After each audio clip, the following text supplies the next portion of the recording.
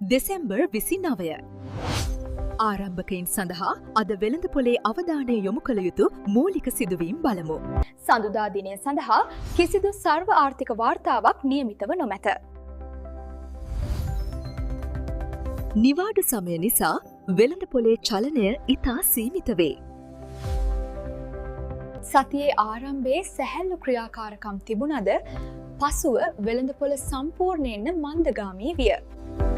බදාදා කෙටි වෙළඳ දිනයක් වන අතර බ්‍රහස්පතින්දා වෙළඳපොළ වසා දැමීමට නියමිතයි. නත්තල් සහ අලුත් අවුරුදු හේතුවෙන් රජයන් සහ මහ බැංකු කටයුතු නතර වනු ඇත. ලබන වසරේ පළමු වැදගත් මූලික සිදුවීම් ජනවාරි 5 සිට ආරම්භ වේ.